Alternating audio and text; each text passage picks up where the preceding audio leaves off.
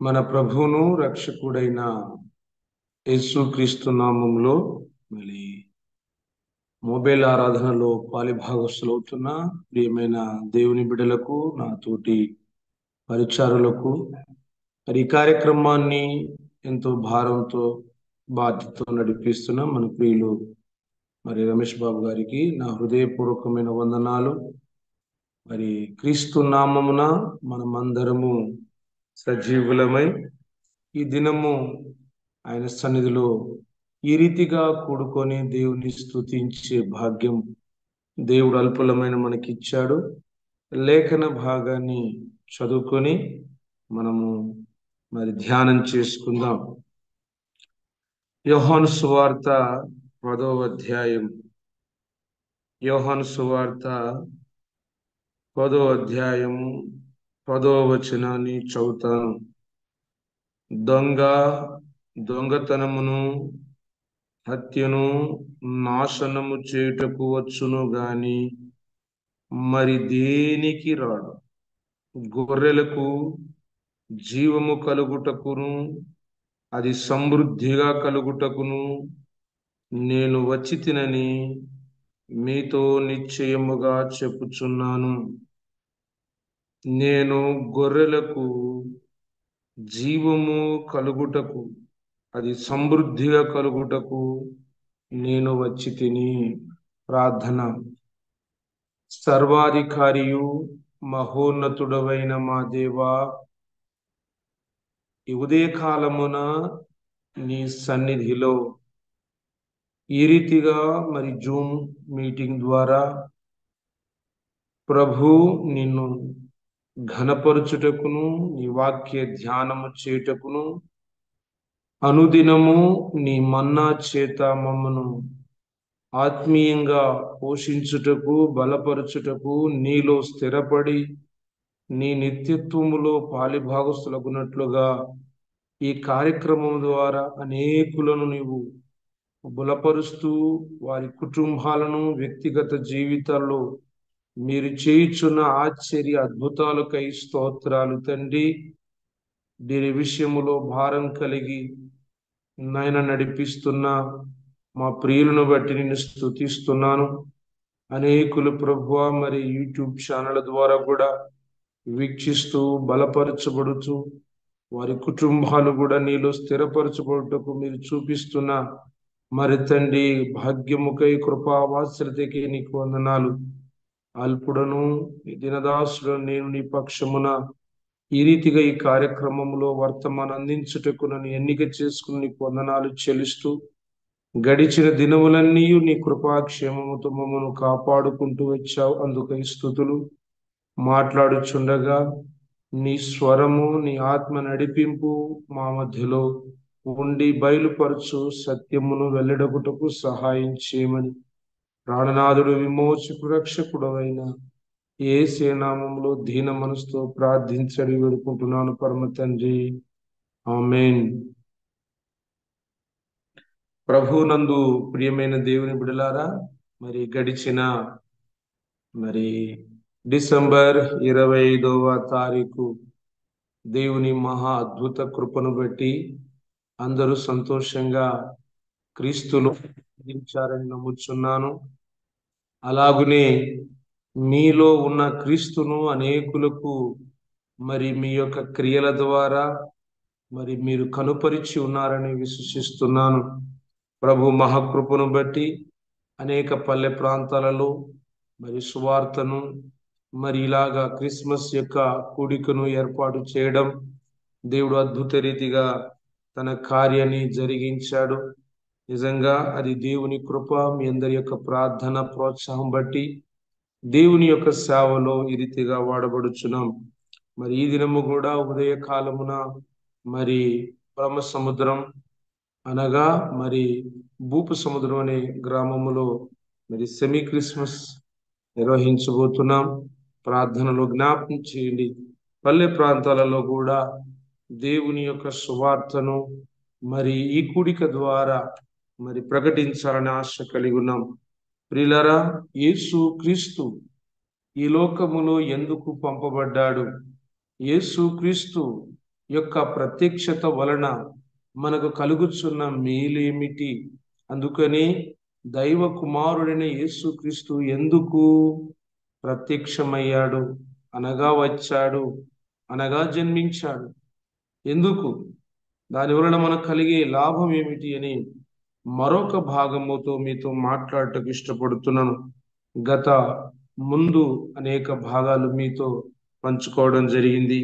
ఈ దినము మనం మాట్లాడబోతున్న సత్యం ఏమిటంటే, గొర్రెలకు జీవము కలుగుటకును అది సమృద్ధిగా కలుగుటకును నేను లోకములోనికి వచ్చి తిని. ఏంటండి ఈ జీవము? దేనికి జీవము? ఈ జీవము ఎలా కలుగుతుంది? అసలు ఈ జీవము వలన మనకు వచ్చుచున్న లాభం ఏమిటి అని మనము ఈ కొద్ది క్షణం మనం ఈ లేఖనాన్ని ధ్యానం చేద్దాం. ప్రభు అయిన యేసుక్రీస్తు మరి ఈ లోకానికి వచ్చినది, ఆయన యొక్క ప్రణాళిక స్పష్టంగా లేఖనాల్లో వ్రాయబడి ఉన్నది. వాటిని ఆయన నిఖచ్చితంగా గ్రంథమందు వ్రాయబడినది. అందుకనే దానిని ఎరిగిన వారు మరి పత్రికలో కూడా మనం చూస్తున్నాం.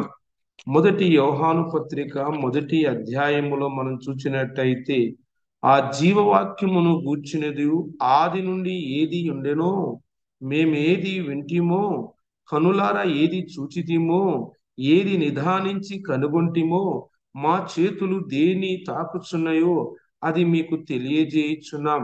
చూసారా? ఏంటి ఆ తెలియజేస్తున్న సత్యము? ఆ జీవము ప్రత్యక్షమాయను అనాది కాలము నుండి అంట.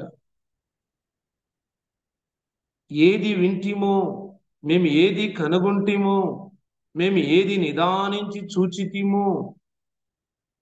ప్రభు బిడ్డలారా, ఆ జీవమును మేము కనుగొంటిమి. చూసారా ఏమంటున్నాడు అక్కడ?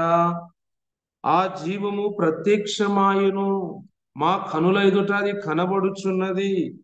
అందుకనే తండ్రి యొద్ద నుండి మాకు ప్రత్యక్షమై ఆ జీవమును మేము చూచి ఆ జీవము గురించి సాక్ష్యం ఇచ్చుచున్నాం. దేవునికి మహిమ కలుగునుగాక. యేసు క్రీస్తు ఈ లోకానికి ఎందుకు వచ్చాడు అనేది మేము స్పష్టంగా గ్రహించాము. ఆయన ఏంట తిరుగుచున్నది ఎందుకు తెలుసా? మరి ఆ యోహాను భక్తుడు అంటున్నాడు, దైవజనుడు అపోస్తుడైన యోహాను గారు, మేము ఏదైతే విన్నామో, మేము ఏదైతే చూచామో ఆ ప్రత్యక్షతను ప్రకటించుటకును దాని నిమిత్తం మేము సాక్ష్యం ఇచ్చుటకు పంపబడి ఉన్నాము. ఆ జీవము ప్రత్యక్షమాయను. ఎవరి ద్వారా? ఎక్కడ నుండి? తండ్రి అయిన దేవుని యొద్ద నుండి. అందుకని దేవుడు ఈ లోకానికి తన కుమారుడైన క్రీస్తుని ఎందుకు పంపాడు? మనకందరికీ తరచుగా తెలిసిన వాక్యం కంఠస్ఫోటం. యోహాను సువార్త 3వ అధ్యాయం 16వ వచనంలో మనం చూసినట్టయితే, దేవుడు లోకముని ఎంతో ప్రేమించెను కాగా ఆయన తన అద్వితీయ కుమారునిగా పుట్టిన వాని యందు విశ్వాసముంచు ప్రతివాడు నశింపక. విశ్వాసముంచువాడు నశింపక. ఏంటి నశింపక? భూమి మీద ఉన్న సమస్తము ఏమైపోతుందంట? ప్రసంగి గ్రంథములో సొలొమోను మహారాజు ఈ రీతిగా చెప్తాడు. చూడండి, ప్రసంగిలో చెప్తున్న ఒక మాటను జ్ఞాపకం చేసుకుందాం. 3వ అధ్యాయం చూడండి ప్రియులారా, 3వ అధ్యాయం మరి 19-20 వచనం. నరుల యొక్క ఆయుత్న సంభవములు, మృగముల యొక్క ఆయుత్వ సంభవములు వారికిని వాటికిని కలుగు గతి ఒక్కటే. మృగాలకు నరులకు ఒకటే గతి, వేరే వేరే గతి ఏం లేదు. నరులు చచ్చునట్లు మృగములు చచ్చును. సకల జీవులకు ఒకటే ప్రాణం. మృగముల కంటే నరులకేమీ ఎక్కువ లేదు, సమస్తము వ్యర్థము. ఏంటంట ఇక్కడ చాలా చక్కగా చెప్తున్నాను. సకల జీవులకు ఒకటే ప్రాణం, మృగముల కంటే నరులకేమి ఎక్కువ లేదు. అవి తిని బ్రతుకుతున్నాయి, మనం తిని బ్రతుకుతున్నాం. వాటికి ఎలాంటి కోరికలు ఉన్నాయో మనకు అలాంటి కోరికలు, మనకి ఎలాంటి కోరికలు ఉన్నాయో వాటికి అలే కోరికలు ఉన్నాయి. మనకు తెలివి ఉంది, వాటికి కూడా తెలివి ఉంది. అయితే వాటికి మనకును ఉన్న ప్రత్యేకత. అందుకని దేవుడు నరుణ్ణి తన స్వరూప్యములోనికి మార్చుటకు ఆయన పడిన ఒక ప్రణాళిక. మొదటి ఆదాము జీవించు ప్రాణి. దాని అర్థం ఏంటి? మనం ఒక జంతువే. భూజంతువులో నరుడు ఒక జంతువే. కానీ రెండవ ఆదాము ప్రత్యక్షమాయను కదా. అది ఏ ఆదాము అంట? ఒకసారి చూద్దాం. ఇక్కడే ఉంటూ దయచేసి మొదటి కొరింథీ పత్రిక, ప్రభునందు ప్రియమైన దేవుని బిడలారా, అపోస్తుడైన పౌలు గారు చెప్తున్నాడు, గమనిస్తున్నారా? చూడండి, 15వ అధ్యాయములో మనం చూచినట్టయితే 44వ వచనములో మనం చూద్దాం. ప్రకృతి సంబంధమైన శరీరముగా విత్తబడి ఆత్మ సంబంధమైన శరీరముగా లేపబడును. ప్రకృతి సంబంధ శరీరం ఉన్నది కనుక ఆత్మ సంబంధమైన శరీరము కూడా ఉన్నది. ఇందు విషయమై ఆదాము మొదటి మనుషుడు జీవించు ప్రాణి. ప్రాణి అని ఎవరిని అంటాం? ఒకసారి ఆలోచన చేయాలి. కడపటి ఆదాము జీవింపచేయు ఆత్మ. జీవించు ప్రాణి మొదటి ఆదాము. రెండవ ఆదాము అనగా కడపటిగా చివరిగా వచ్చిన మన ప్రభువైన యేసు క్రీస్తు జీవింపచేయు ఆత్మ.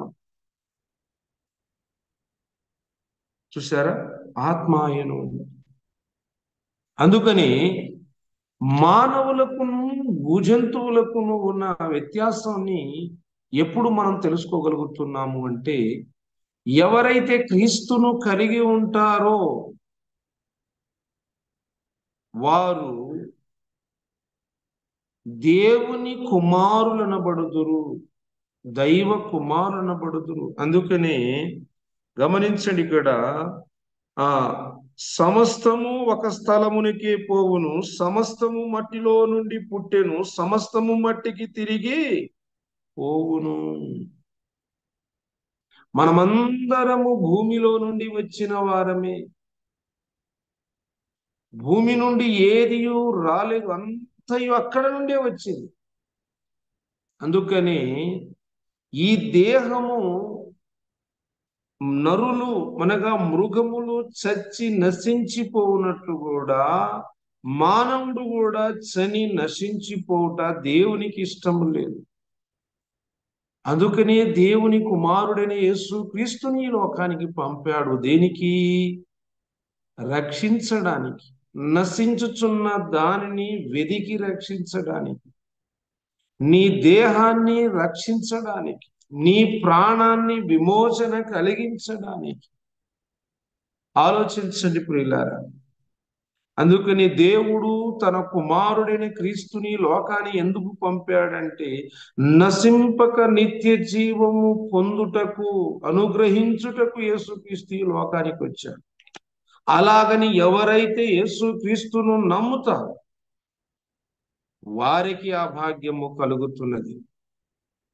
ఆ రక్షణ, ఆ మారు మనస్సు పొందిన వారికి.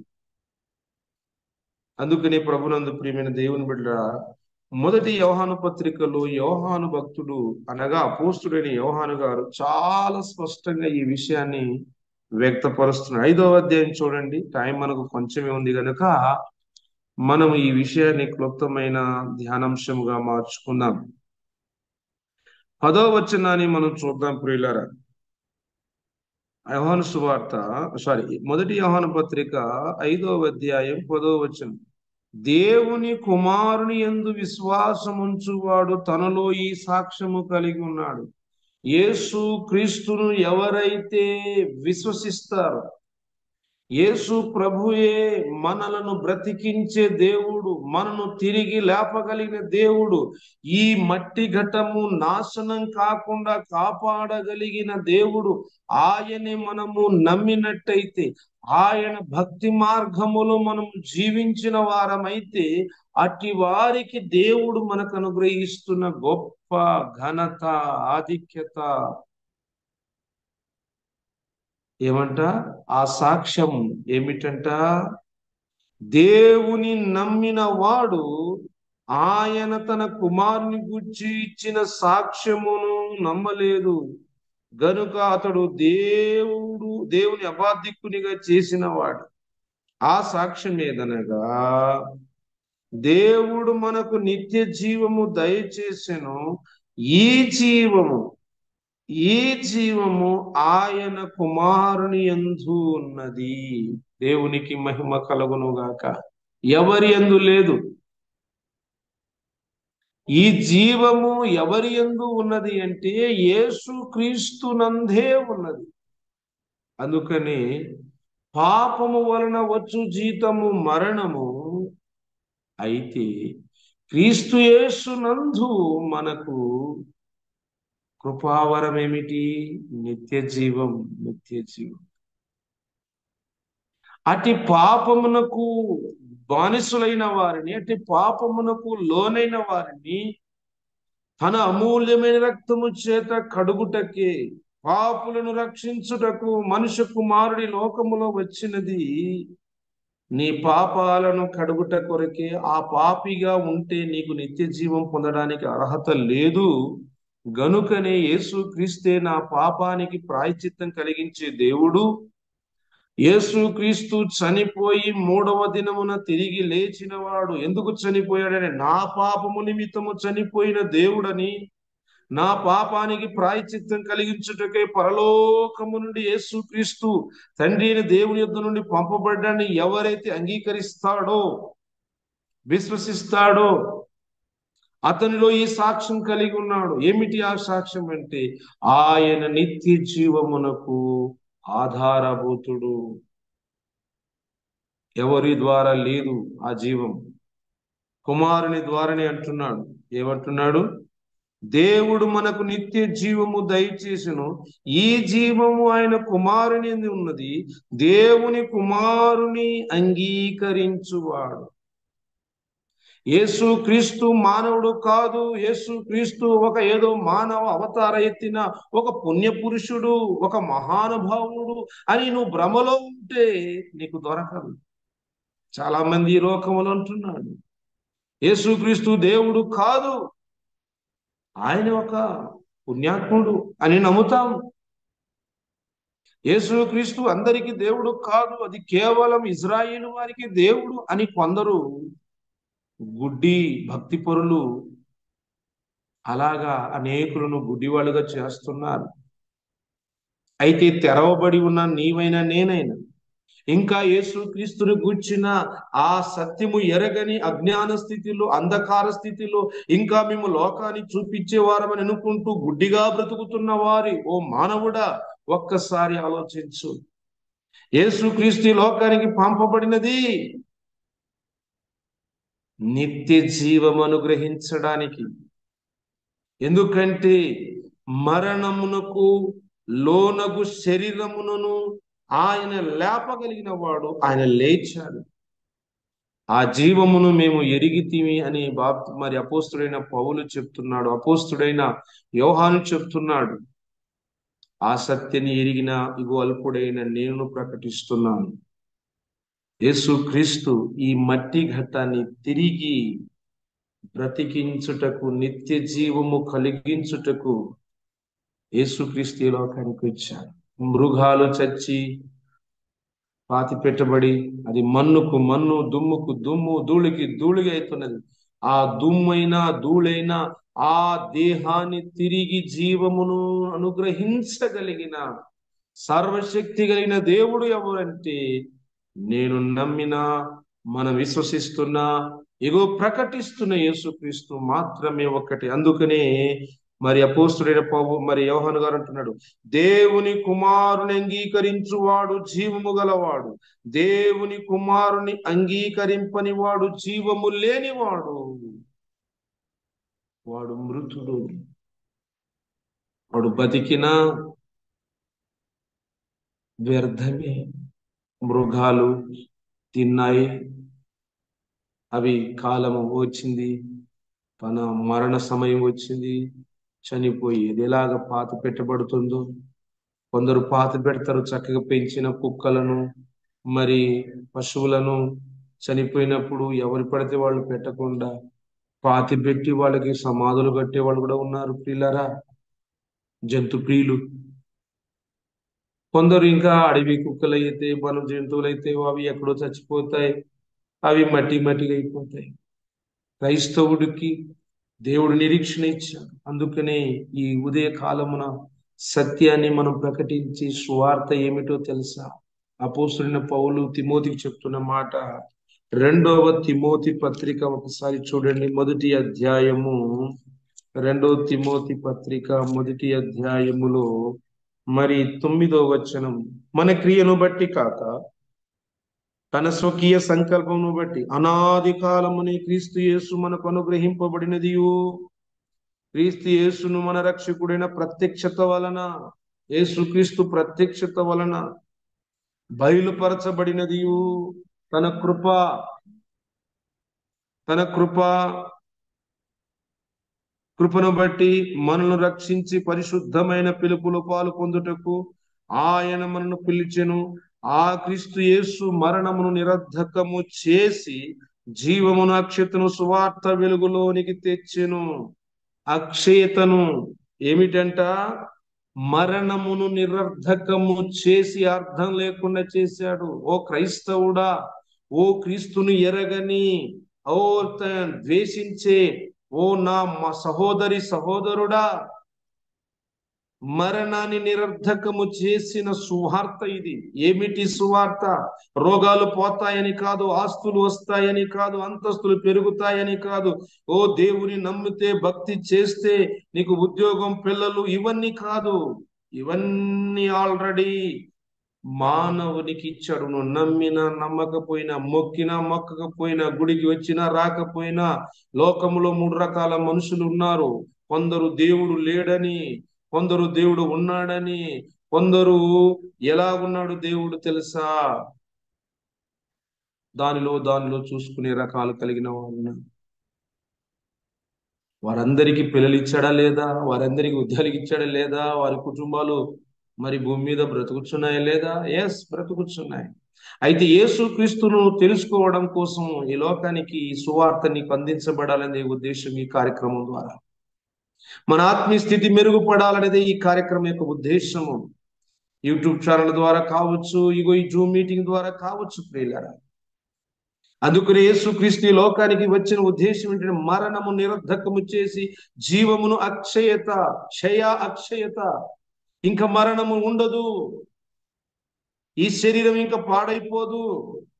క్రీస్తు ఒక్కసారి మృతి పొందెను, ఆయన తిరిగి లేచెను, యుగ యుగములు సజీవుడై ఉన్నాడు. అదే ప్రకారంగా మన శరీరము మృతి పొంది ఆయన వచ్చినప్పుడు మనం లేపబడతాం. మనము కూడా యుగ యుగములు యేసుతో కూడా జీవించే అట్టి కృపా భాగ్యము ఆయన ప్రత్యక్షత వలన మనకు కలిగింది. దేవునికి మహిమ కలుగును గాక. అందుకని ఏమంటున్నాడంటే, ఆ సువార్తను గూర్చి నేను ప్రకటించువాడను, అపోస్తులను, బోధకుడుగా ఉన్నాను. అందుకని అంటున్నాడు, ఆ హేతువు చేతనే ఈ శ్రమను అనుభవించుచున్నాను గాని నేను నమ్మిన వాని ఎరుగుదును గనుక సిగ్గుపడను. నేను ఆయనకు అప్పగించిన దాన్ని రాబోవు ఆ దినము కొరకు ఆయన కాపాడగలడని. ఆయన కాపాడగలడు. ఏం కాపాడతాడు? ఈ మట్టి ఘటాన్ని ఆయన కాపాడుటకు ఇష్టపడుతున్న దేవుడు. ఇదే కాలమున ఈ వాక్యం ఇచ్చిన నా సహోదరి సహోదరు, నీ దేహాన్ని కాపాడే దేవుడు ఒక్కడే యేసుక్రీస్తు. తిరిగి ఈ దేహాన్ని జీవం పోయిన వాడే యేసుక్రీస్తు. అందుకనే ఎవరైతే యేసుక్రీస్తుని అంగీకరించి విశ్వసించి ఆయన యొక్క శరీరమును ఆయన యొక్క రక్తమునకు సాదృశ్యమైన ఆ రొట్టె ద్రాక్షరసమును పొందుచున్న వారికి ఆయన ఇస్తున్న ఒక గొప్ప వాగ్దానం ఏమిటంటే, ఆ మాట చదువుకొని మనం ఈ లేఖన భాగాన్ని ముగించుదాం, సమయం దగ్గర పడింది కనుక. చూడండి, యోహాను సువార్త ప్రభు బిడ్డలారా 6వ అధ్యాయము. కావున యేసు ఇట్లనెను, మీరు మనిషి కుమారుని శరీరము తిని ఆయన రక్తము త్రాగి తినే గాని మీలో మీరు జీవము గలవారు కారు. నా శరీరము తిని నా రక్తము త్రాగువాడే నిత్య జీవము గలవాడు. అంత్యదినమున నేను వారిని లేపుదును. అంత్యదినమున వారిని లేపుదును. ఎక్కడి నుంచి లేపుతాడు? ఎవరు లేపుతాడు? ఆయన శరీరం ఎవరు తింటున్నారు? ఆయన రక్తాన్ని ఎవరు తాగుతున్నారు? లేపబడేది ఎవరు? ఒకసారి ఆలోచించుకో. లేపబడేది ఎవరు? పునరుత్థానం పొందేది ఎవరు? నిత్య జీవం పొందేది ఎవరు?